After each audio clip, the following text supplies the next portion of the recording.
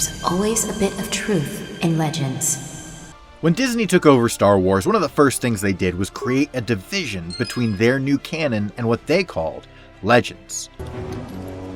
Good job. Much to the chagrin of long-term fans, the vast majority of Star Wars was decanonized, leaving us with hundreds upon hundreds of stories that were no longer part of the Star Wars storyline. Disney expressed that the only material to remain canon were the 6 feature films and the Clone Wars animated series, leaving everything else in the dust. While this broke the heart of all EU fans, the logic behind the move was admittedly rather sound, as Star Wars was beginning to feel cluttered and became littered with tons of contradictions. No, that's not possible. While at first this seemed like a heavy blow, the fact that the Clone Wars remained canon meant that every Easter egg and reference within the show was also still canon. Good. So today I wanted to talk about some of my favorites with 10 sneaky legends that might not have been canon if it weren't for the Clone Wars. As a disclaimer, this list will not be covering stuff that was recanonized like Tython or Revan or Grand Admiral Thrawn, since those things were brought back into canon after having been decanonized. No. Today I wanted to focus about things that you may not realize have always been canon, thanks to Dave Filoni and his love for Easter eggs. You want Mando to say McCluskey? Yes. Should he? When he shoots the light out, he says, "Mando, don't leave me here, don't leave me here." Come on. When you say it out loud, you can't. A big thanks to Monster Legends for sponsoring this video. Monster Legends is a mobile MMORPG battle game and is free to play and available on both Android and iOS, so now you can take your battle monsters and let them live in your phone and go with you everywhere you go. With Monster Legends, there are hundreds of different monsters to collect, and you can find many of your favorite YouTubers represented as monsters, such as The Do, Dream, Mr. Beast, and many others. You can breed 2 monsters to get new ones, which is a really cool feature, and you can feed them before they go into battle to buff them up, and you can even fight your friends in real-time PvP, which is a awesome addition. There are events every week to discover and play new adventures, so there's always something new to do in the game. Download the game through the link in my description and get the special reward of 50,000 food, the epic monster Noarian, and 300,000 gold. This altogether is worth $30 in microtransactions, so please use the link in my description to take advantage of this awesome deal. Do you know who I am? Yes, Darth Bane, the ancient Sith Lord you are. At number 10, we have the infamous Sith Lord, Darth Bane. Darth Bane is most famously remembered for being the Sith to come up with the Rule of 2. The Sith killed each other, victims of their own greed. Which dictates that there should never be more than 2 Sith Lords at any given time. 1 master and 1 apprentice. Always 2 there are. No more, no less. While the Rule of 2 has been canon since The Phantom Menace, it was the story behind the rule that fans found so compelling. Before the Bane era, the Sith were numerous and vast, much like the Jedi Order, with their own armies, politics, and governments. However, because of their inherently selfish nature, the Sith existed on a path of self-destruction, betrayal, and collapse. It was Darth Bane who reformed the Sith Order after having been motivated by a holocron with the teachings of Darth Revan. I chose to pass my knowledge on to only one.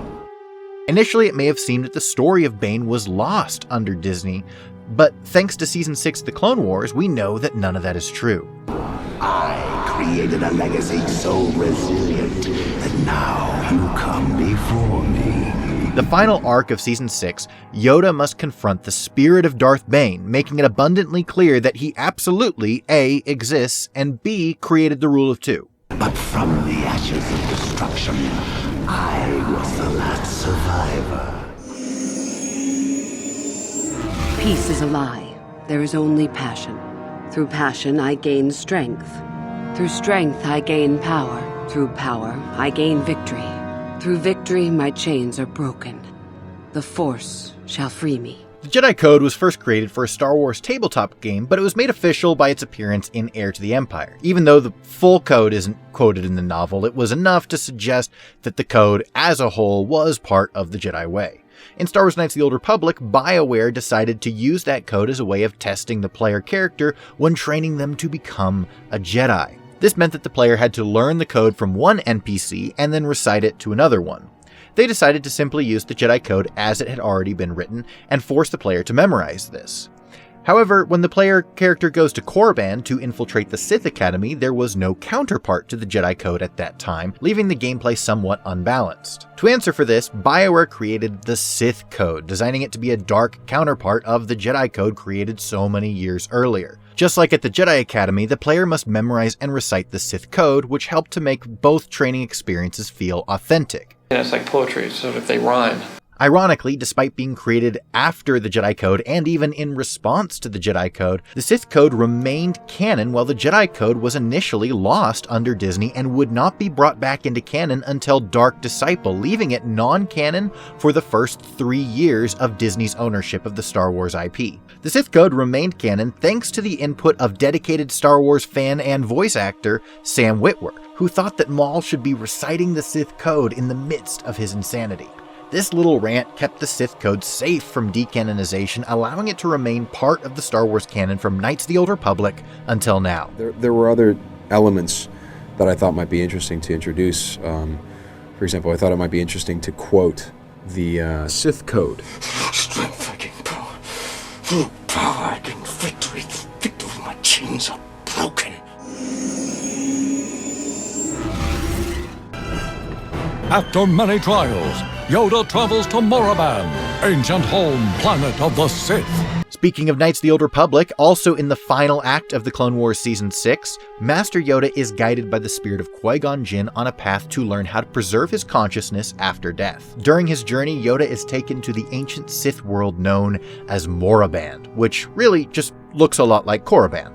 While the name appeared to be different, this was still very clearly KORRIBAN, as we can see the very famous Valley of the Dark Lords as visited in Star Wars Knights of the Old Republic and the Old Republic MMO. This effectively solidified KORRIBAN in canon, but the name of the planet was still different.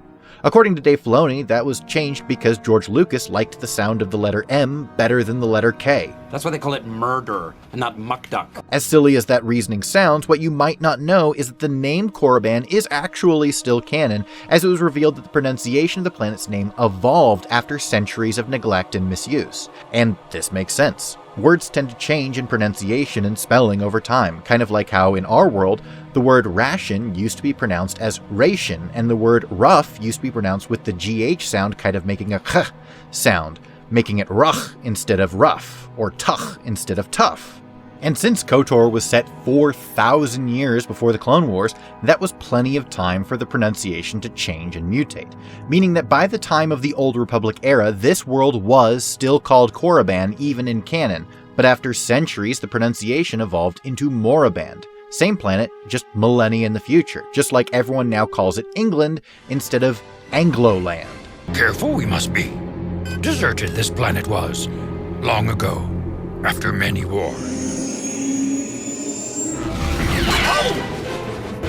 How dare you? I've lived on this ship 1,000 years and never lost a fight. I'm not about to start today. Now, KORRIBAN is not the only part of the Old Republic still canon. Thanks to Clone Wars, we also have some other Old Republic trivia confirmed, such as the Old Republic logo, as seen on the Paladin-class Corvette in the episode Test of Courage. We also get to see an Old Republic-style protocol droid. Now, Huyang is technically classified on StarWars.com as an architect droid. Call me what you want. However, his design, and particularly that of his faceplate, is incredibly reminiscent of the protocol droids used in the Old Republic, specifically as seen in the MMORPG Star Wars The Old Republic. My functions are diplomacy, translation, manslaughter, and calumniation. Curiously, these protocol droids can be seen serving within both the Republic and Imperial factions, but I think it's safe to say that Huyang came from the Republic side of things. I contain a record of every lightsaber ever made, and the Jedi who fashioned them. Regardless, thanks to Huyang, we now know that at least some droids in the Old Republic era did in fact look like this. It may not be much, but it is something to give us a glimpse of what life was like during the era of the Old Republic in Star Wars canon. We also get to see a Paladin-class Corvette, which is based on the design of the Defender-class light Corvette. The original idea was that the Paladin was a larger version of the Defender, but built in the same style. While the existence of the Paladin doesn't necessarily canonize the Defender, it does tell us that ships during the Old Republic era did in fact look like this.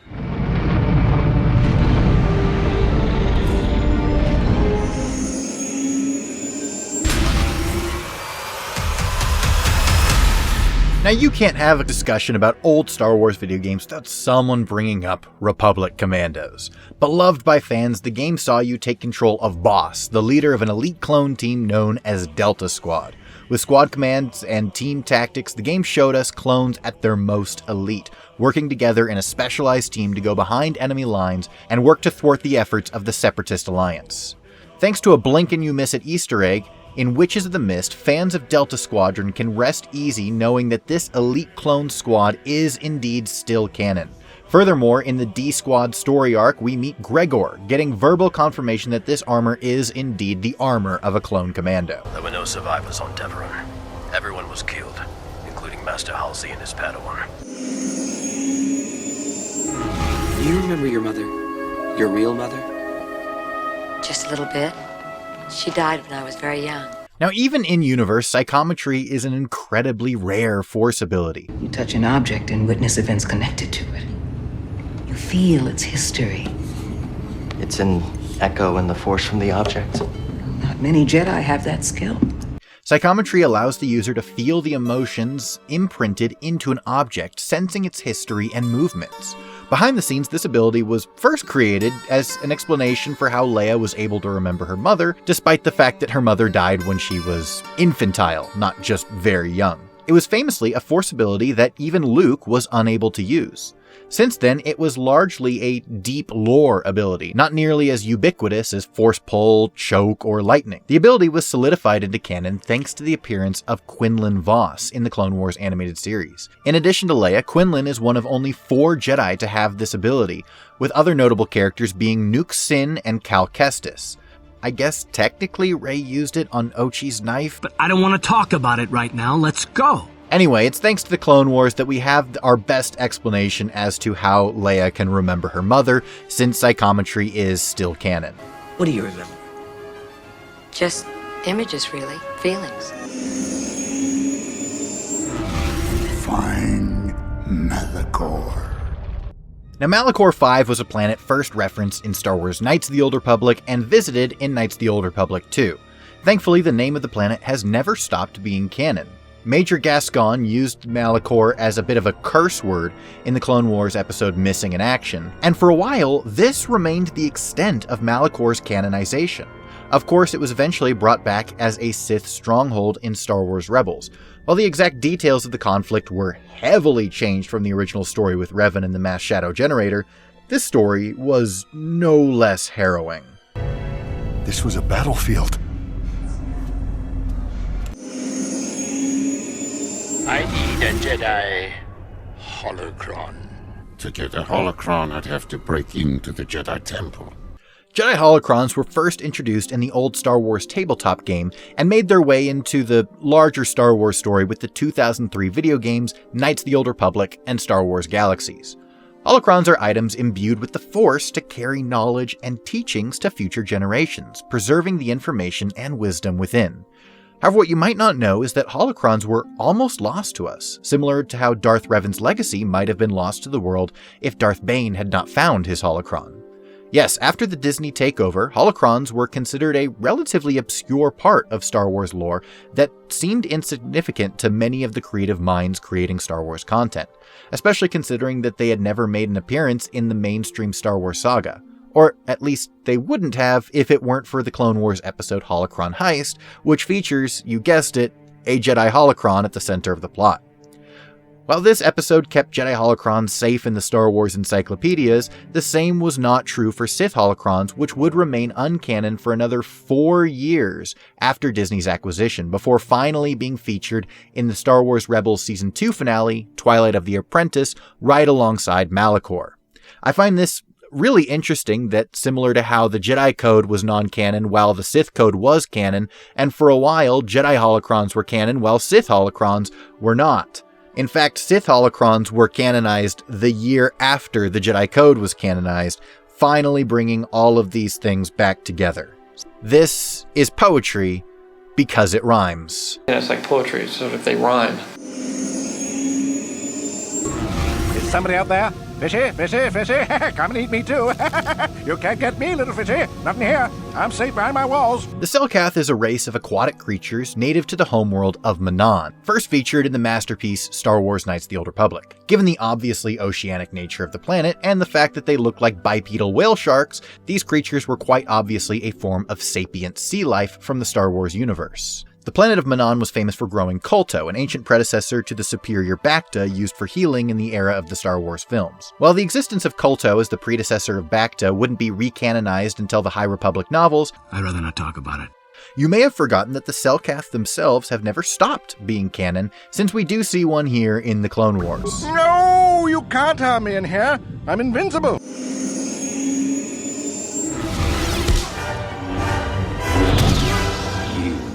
Were deceived.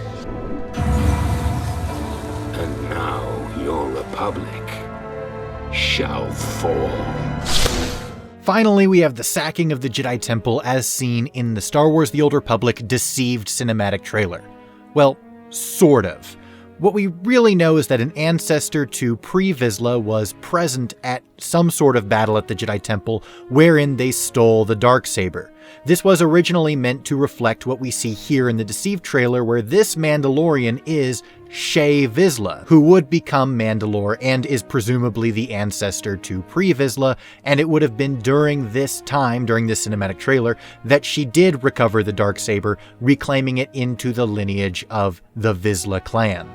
Of course, almost none of those details are still confirmed. The only thing being confirmed is that the Mandalorians did at one point go and attack the Jedi Temple and reclaim the Darksaber, with Clan Vizsla at the head of the assault. But anyway, those were 10 sneaky legends that crept their way into canon and kept themselves from being decanonized by being featured in the Clone Wars animated series. Were there any we missed? Let me know your favorites down in the comments below, because as always, I want to know what my friends have to say about our favorite galaxy far, far away. Thanks again to Monster Legends for sponsoring this video, and don't forget to click the link in my description to get the game on Android or iOS, as well as the special rewards for my viewers, including 50,000 food, Noarian, the epic monster, and 300,000 gold.